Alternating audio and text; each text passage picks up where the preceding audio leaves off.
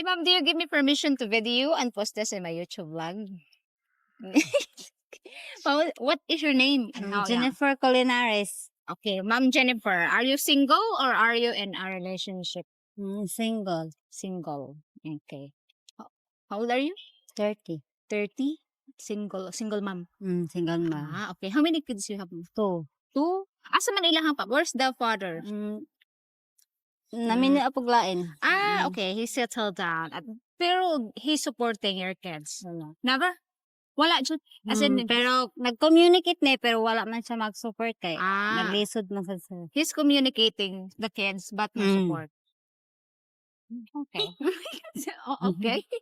So, what you do for living? You're working? Working na. Pero tapos sa dito sa barangay ani kay barangay Makasin pero tapos sa laing barangay baktas ang amo. Okay, but you work here. Okay, vendor. Okay. How much your salary? 400. 200 per 400. 400 per day. 400. Yeah, 2 kids. Renting, nag-rent ka or? Wala. Na ako sa akong mama. So your mama. So 400 a day. How much you chip into your mama?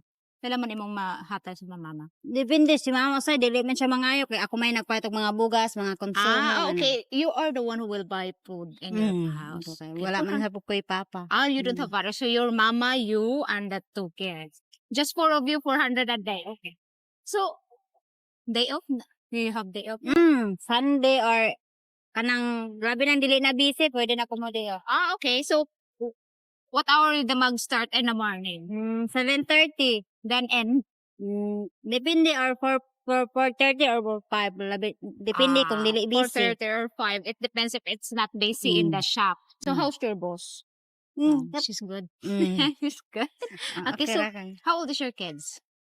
Okay raman sa. Pila ilang edad? Ang kamagwanga ang girl kay The eldest? 10. 10. Yang ugma mag-8 ang isa. Oh, happy birthday to your son. Okay, ma'am, as you are a single mom, how hard is it?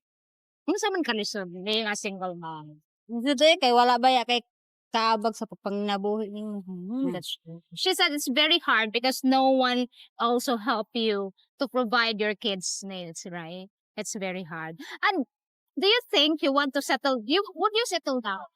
Are you looking for someone who will love you in the future? Because you're still young. 30 is still young. Pero karon wala pa kay nag-focus pa ko sa mga bata. You're focusing in your kids. So not yet. So if ever you're looking for someone, Filipino or foreigner? Depende. It depends. Okay. Depende. So if kanang if foreigner will come here and ask you for a date, tugot ka? Ha? Ha? Dili pa ko sure. Dili pa ka sure. Nya, ang edad, ma'am, will you be okay for the age? Okay ra bisag basta buhay pa. She's okay as long as she's still alive, okay? Alright. Yeah, as long as alive, okay. No, as long basta as buotan lang. As long as he is a good person. Nabuotan siya dahil dawat niya kung unsa ko na nakoy anak kanang niya. The acceptance is there as long as he will accept your kids. Ma'am, have you ever heard the judgment kanang mga chismis sa mga tao? No, hindi daghan di mo ginamalikayan.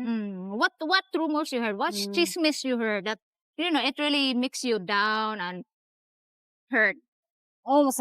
Masakitan man pero ikuan lang nako nga di ko mo lockdown kay damay ako anak ko nga bahala na sila mga chismis na kay wa man sila maghatag na kog pagkaon ako nanginabuhi man kog ako.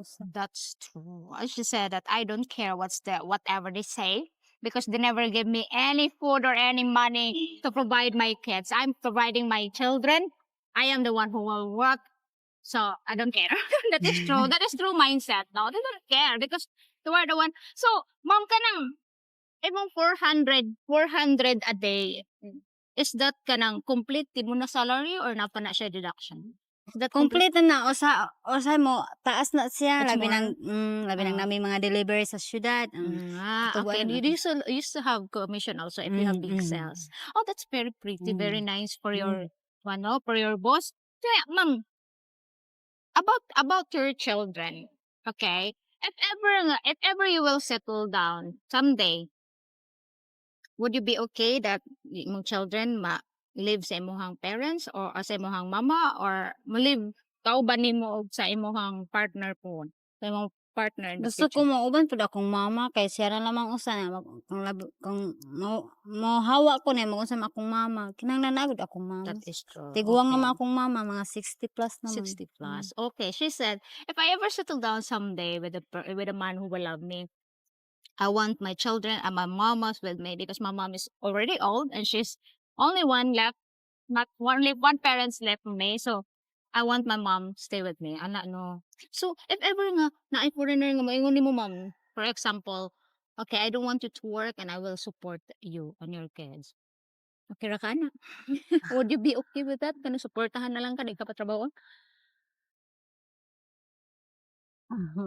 Oh, maulaw ka. Paulaw ko.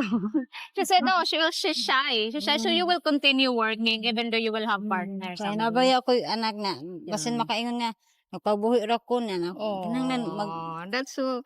She said, because I have kids, so I want to work. I don't want him to think that he have obligation to my children and he had obligation to me. You don't want to give obligation to him, or all his obligation is to love you and your kids, to accept you and your kids. So that's so nice of you.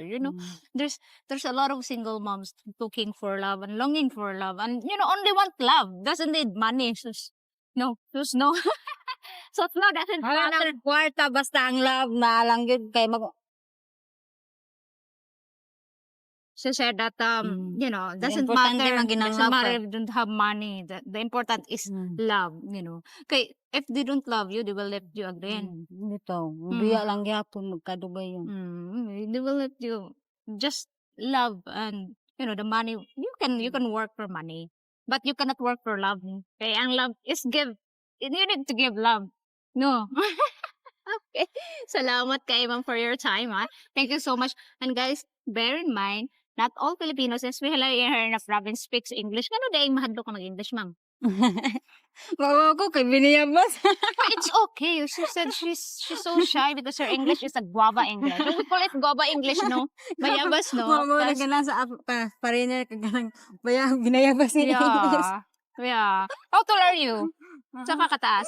Mga siguro mga 49 naman guro. 4'9". Okay, 4'9". Okay. You see the difference, huh? 4'9", because she looks like she don't have kids, guys. Okay? She's slimmer than me. She's petite than me. Okay, thank you so much for your time.